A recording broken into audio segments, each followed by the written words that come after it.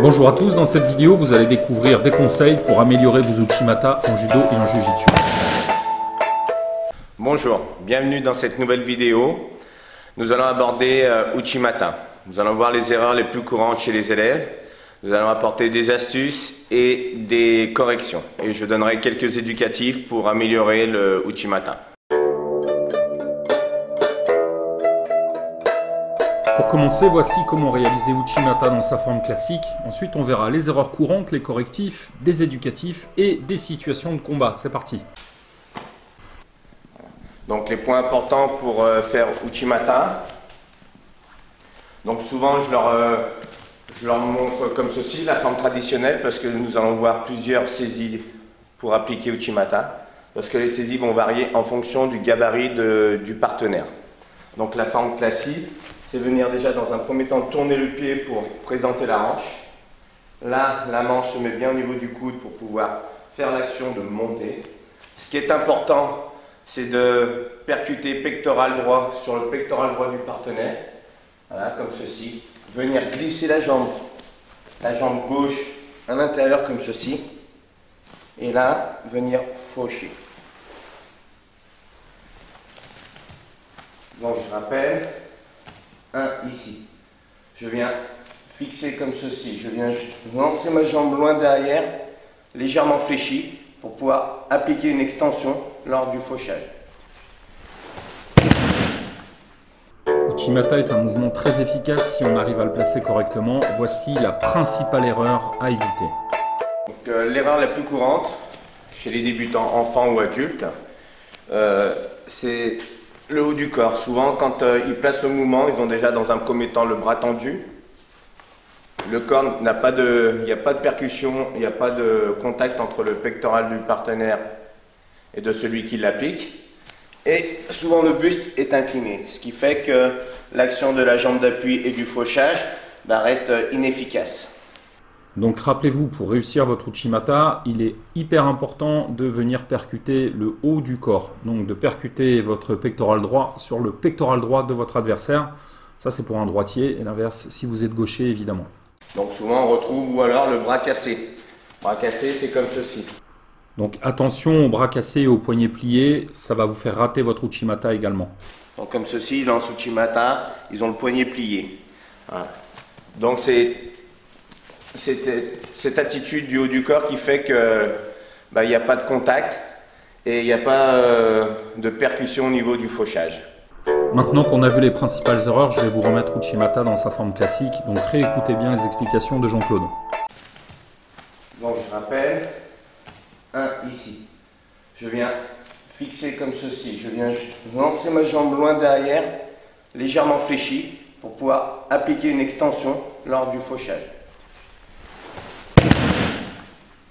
Donc maintenant, voici comment améliorer les placements du haut du corps sur uchimata puisque c'est si important dans la réussite de ce mouvement. Donc là, nous allons passer à quelques exercices pour améliorer le haut du corps au niveau du uchimata. Donc on va faire un travail d'ouverture. Donc je vais montrer deux formes. Une pour les débutants, de manière à ce qu'ils s'approprient un petit peu le travail d'ouverture et d'amener le partenaire à soi. Donc le point important, c'est de venir placer le pied en triangle. C'est deux pieds plus le mien. Venir chercher le kumikata donc au niveau de la clavicule, comme ceci, et la manche ici, de manière à pouvoir faire une rotation et amener son partenaire à soi. Mettre en exergue l'action de ouvrir et monter les coudes. Je rappelle, lorsqu'on fait un travail d'ouverture, c'est uke qui vient sur tori, c'est pas tori qui va sur uke. D'accord? Donc là, ici, et j'ouvre. Donc ça fait un travail de grappling. Et en même temps, on met en exergue l'action du placement du haut du corps pour pouvoir appliquer uchimata et bien d'autres techniques bien évidemment. Donc la deuxième forme sont pour ceux qui se sont déjà bien appropriés la première méthode, c'est je viens placer mon pied en triangle, ouvrir ici et commencer à pivoter mon corps. Ici, je viens placer. Toujours mettre une grande amplitude de manière à ressentir le mouvement. Et voici donc quelques uchikumi suivis de uchimata.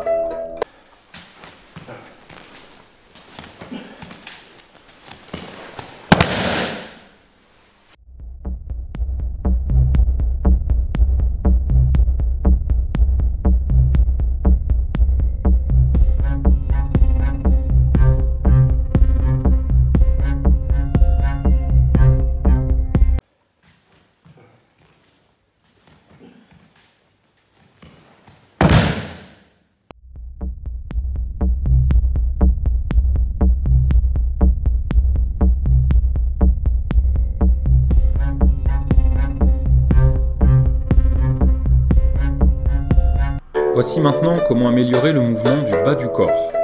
Maintenant, on va voir l'éducatif du balancier. Donc là, on va le faire en Tendoku Renchu. Donc première forme d'éducatif, c'est le principe d'Uchimata, comme Araigoshi ou Sotogari. C'est un système de balancier, comme ceci. Donc là, on a un éducatif où on associe le fauchage plus la chute. Donc on est comme ceci, on vient faucher et on vient chuter.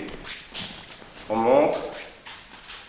Donc là, on est là et on vient chuter.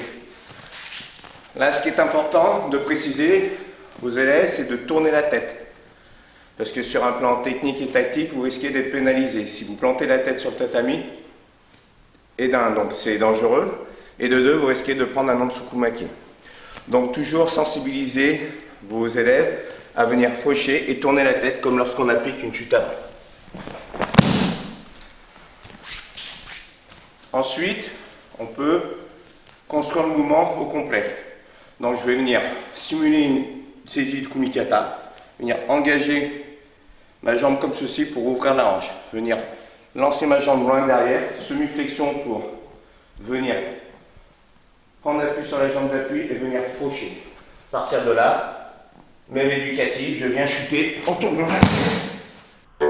Voici comment renforcer les appuis. Donc on est comme ceci tous les deux. Je vais venir lancer ma jambe, gainer ma jambe ici et faire une traversée de tapis, comme ceci. Ça renforce les appuis et je viens renforcer aussi la jambe qui maintient sa cuisse. Voici comment travailler la percussion et ensuite vous découvrirez des formes d'Uchimata utiles en combat. Donc là on revoit, hop, je tourne le pied de manière à ouvrir la hanche. Je viens pivoter, percuter comme ceci et je viens faucher. Veillez à ne pas avoir le bras comme ceci ou le bras tendu. Soyez bien en contact. Et là, on peut faire des séries d'Uchikoni. Cet exercice permet de travailler tout le mouvement. Il faut être 3 personnes. L'idée, c'est pas de faire tomber, mais de travailler vraiment le placement et la puissance du mouvement. Donc on est là et on essaye de pousser comme ceci et on revient. Et là, on est là et on essaye de pousser comme ceci.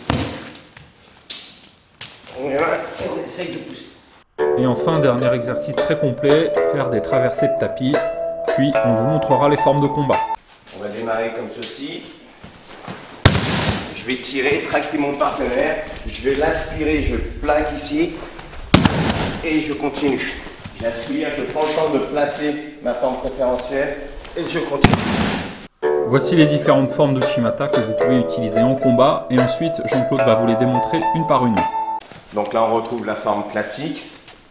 Où on prend le kumikata comme ceci, hop, on vient aspirer et là on rentre Uchimata. Après on a les gardes emboîtées, dans la garde emboîtée on a celle où on entoure le col ici et on vient fixer, comme ceci. On a celle où on couvre l'épaule et on vient chercher le tissu ici. Voilà. Et puis on a, pour les adversaires plus grands, on vient sous le bras et saisir le tissu derrière. Voilà.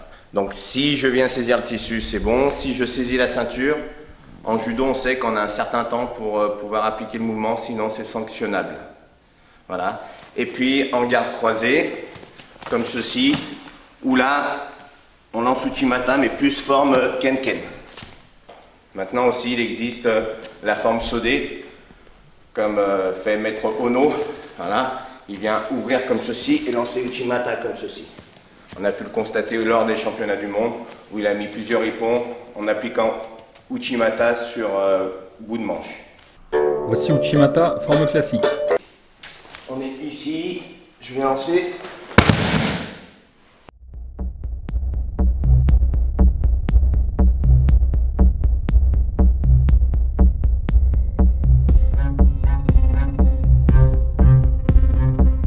Forme avec la main au col. Donc garde emboîtée, main au col comme ceci. Je viens ici.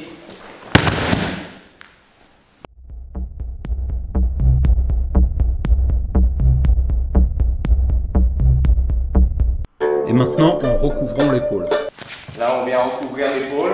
Toujours en garde emboîtée ici. Voilà, je viens percuter. Regarde. Ici.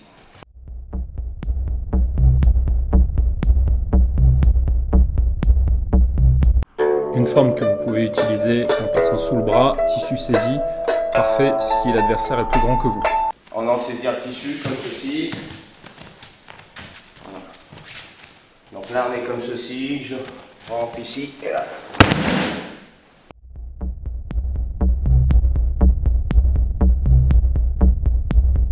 Vous pouvez aussi placer Uchimata lorsque vous êtes en garde croisée.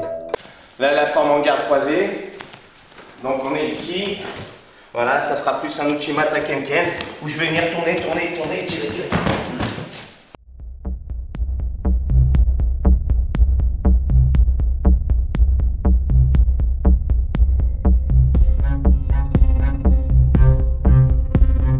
Et voici une forme sodée avec saisie des manches.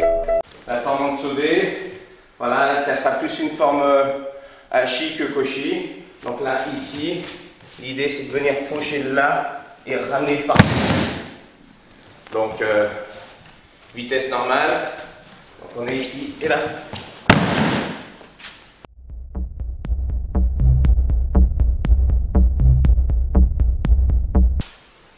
J'espère que cette vidéo vous aura plu. Si c'est le cas, merci de la liker et de la partager. Et n'oubliez pas que vous pouvez toujours télécharger ci-dessous une formation gratuite sur le judo, jiu-jitsu, self-défense. Vas-y, Qu'est-ce qu'il faut dire après? Alors, je recommence. Ouais, tu vois, Ouais, parce que lui, il s'est gratté le nez aussi au début. Alors, c'est pas grave, c'est des mimiques naturelles. Bah oui, mais non. J'espère que ces éducatifs sur Uchimata vous aura plu. Si c'est le cas... Alors déjà, tu refais parce que vous aura plu alors que tu dis que des éducatifs, ça marche pas. Quoi? Vous auront plu. Ah non. Ou que cette vidéo vous aura plu. Ah comme non, tu veux. monsieur... ouais. Ok. allez. Allez. Attends. Ah, c'est moi le malin là.